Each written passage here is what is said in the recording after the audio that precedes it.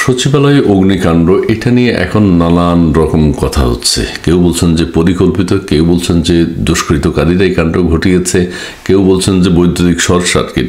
কিন্তু বৈদ্যুতিক short circuit কোনোভাবেই সম্ভব নয়, কারণ সচিবালয়ের দুই পাশে অগ্নিকাণ্ডের ঘটনা ঘটেছে। এটা 2-4 জন সচিবালয়ের ভিতরে অবস্থান করে এই অগ্নিকাণ্ডের সূত্রপাত ঘটিয়েছেন অনেকে বলছেন। এছাড়া আমাদের সমন্বয়কদের কেউ কেউ আগে কি কি কথা বলেছেন সেটাও এখন বেশ আলোচনায় এসছে। আমরা একজনের বক্তব্য একটু শুনি। স্পষ্ট করে বলে দিচ্ছি, আপনাদের অফিস আর সুরক্ষিত নয়। রক্ত দিয়ে জীবন দিয়ে যে সরকার বসানো হয়েছে, সেই সরকারকে আগের সরকারের মতো হাইকোর্ট দেখানোর জন্য বসানো হয় নাই। আমরা কোনো এক্সকিউজ শুনতে চাই না। আমরা তো সমঝোতা দেখার জন্য বিপ্লব করি নাই। আমাদের উপদেষ্টারা এই অভ্যুত্থানের যোদ্ধা এবং শহীদ পরিবারদেরকে যদি মন থেকে ধারণ না করে, আমরা আমাদের জায়গা থেকে স্পষ্ট করে বলে দিচ্ছি, আপনাদের অফিস আর সুরক্ষিত নয়। এই যে আপনাদের অফিস আর সুরক্ষিত নয়, এটা বলতে তিনি কি বোঝাতে চেয়েছেন এখন এটাও আলোচনায় এসছে। আর আরেকটি বিষয় হচ্ছে প্রশাসন ক্যাডারের একটা আন্দোলন চলছে। তারা একটা আলটিমেটাম দিয়েছেন, প্রশাসন সংস্কার কমিশনের চেয়ারম্যানের তারা পদত্যাগ চাচ্ছেন। তার মানে এই নয় যে তারা এই আত্মঘাতী সিদ্ধান্ত নেবেন, এইরকম একটা অগ্নিকাণ্ডের ঘটনা তারা ঘটাবেন, তা নয়। পরিকল্পিতভাবে বর্তমান সরকারের সাথে যোগাযোগ রেখেই ভিতরে কেউ অবস্থান করছিলেন এবং তারা সেই অগ্নিকাণ্ডের ঘটনা ঘটিয়েছেন। আরেকটি বিষয় বলা হয় যে এত বড় ঘটনা ঘটল, আমাদের উপদেষ্টা মণ্ডলের কেউ তো রাতের বেলায় সেখানে জানেনি, সরকারের উচ্চপদস্থ কোনো কর্মকর্তাও জাননি। আর আমাদের সেনাবাহিনী, নৌবাহিনী, বিমান বাহিনী, পুলিশ বাহিনীর পক্ষ থেকে যে অগ্নিকাণ্ড নির্বাপনের জন্য কোনো উদ্যোগ কেউ লক্ষ্য করেননি। হেলিকপ্টারে করে পানি ছিটানো যেত। আবার ফায়ার সার্ভিসের এক ধরনের ঢিলামো ছিল, সেটা নিয়েও কথা হচ্ছে। কাজেই এগুলো বিবেচনায় আনতে হবে। আর শেখ হাসিনা সরকারকে দোষারোপ করা হচ্ছে যে বিগত ফ্যাসিস্ট সরকার এই অগ্নিকাণ্ডের ঘটনা ঘটিয়েছে। বিগত ফ্যাসিস্ট সরকারের লোকজন নিজের ঘরেই থাকতে পারছে না, অন্যের ঘরে কিভাবে তারা অগ্নিকাণ্ডের সূত্রপাত করবেন? এটি হাস্যকর ব্যাপার অনেকে বলছেন। এই অগ্নিকাণ্ডের যে ভিডিও ফুটেজ, সেটা যদি আপনাদেরকে এখন দেখাই, তাহলে বিষয়টি আপনাদের কাছেও পরিষ্কার হবে যে এটা একটা পরিকল্পিত ঘটনা।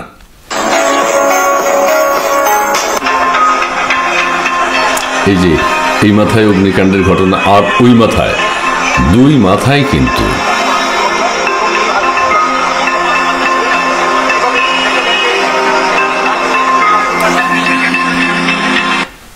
ভবনের দুই প্রান্তে অগ্নিকাণ্ডের ঘটনা ঘটেছে। এটা কিভাবে? বৈদ্যুতিক গোলযোগের কারণে এটা হতে পারে না। এটা মনুষ্য সৃষ্ট, এটা পরিকল্পিত।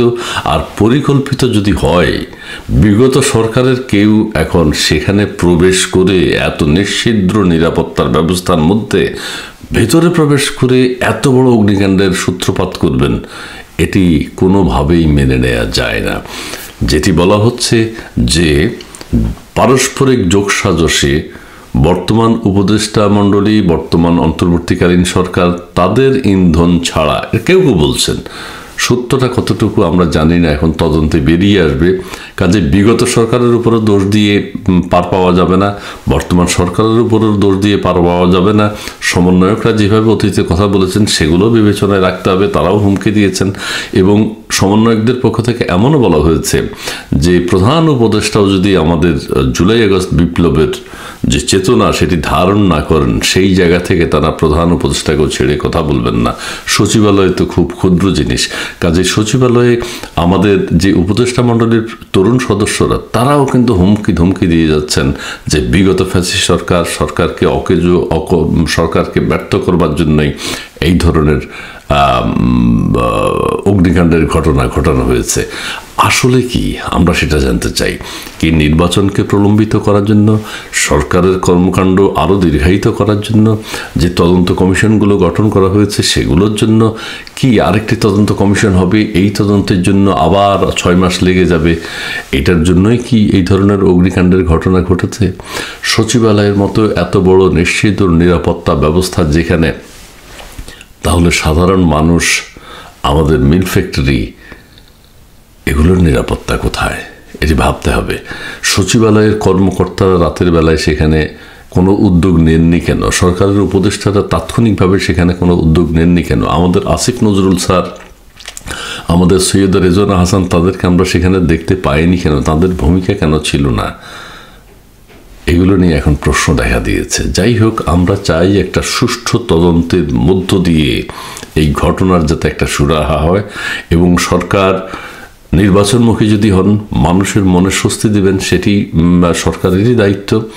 উপদেষ্টা মণ্ডলীর সদস্যদের তৎপরতা অগ্নিকাণ্ডের সময় দেশের জনগণ খুব একটা লক্ষ্য করেননি।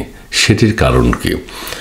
ফায়ার সার্ভিসের কর্মকর্তা, ফায়ার ফাইটারদের মধ্যে যে সমন্বয়হীনতা, সেটিও লক্ষ্য করা গেছে। সেটির কারণ কি? সেনাবাহিনী, নৌবাহিনী, বিমান বাহিনী, পুলিশ বাহিনীর পক্ষ থেকে হেলিকপ্টার যোগে অগ্নি নির্বাপনের কোনো উদ্যোগ বা তৎপরতা লক্ষ্য করা যায়নি। সেটির কারণ কি? সচিবালয়ের মতো এত নিশ্ছিদ্র নিরাপত্তামূলক জায়গা থেকে সেখানে কিভাবে কারা প্রবেশ করে অগ্নিকাণ্ডের ঘটনা ঘটিয়েছে, নিরাপত্তা কর্মীরা কোথায় ছিল, তাদের ব্যর্থতা কি, সেটি নিরূপণ করতে হবে।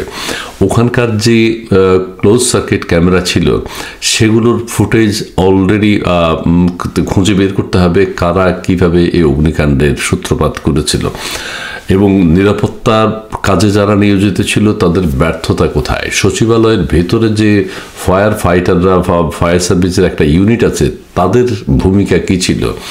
অনেকগুলো জিনিস। সচিবালয়ের যে গেট, সেখানে নিরাপত্তা কর্মীদের কোনো ব্যর্থতা ছিল কিনা, অনেক কিছু এখন বেরিয়ে আসবে এবং বের করতে হবে। এবং এটা সাবোটাইজ কিনা, এটা হলো সবার প্রশ্ন। ওই প্রশাসন ক্যাডারের কর্মকর্তাদের যে আন্দোলন, সেটার সাথে এটার সাথে মিলিয়ে কোনো পার পাওয়া যাবে না, বা এটা সুরাহা হবে না।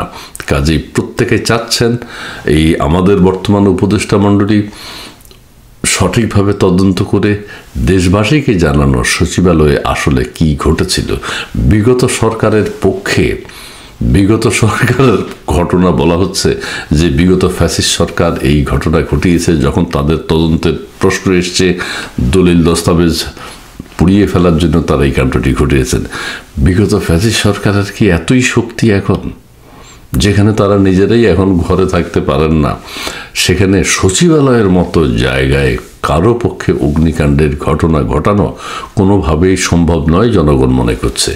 তবে অবশ্যই সম্ভব যদি বর্তমান উপদেষ্টা মণ্ডলী, বর্তমান সরকার যারা রয়েছেন, তাদের সাথে ঘনিষ্ঠ যোগাযোগ ছাড়া এই নিশ্ছিদ্র নিরাপত্তা ব্যবস্থামূলক একটি প্রতিষ্ঠান সচিবালয়, সেখানে অগ্নিকাণ্ডের ঘটনা ঘটানো কোনোভাবেই সম্ভব না।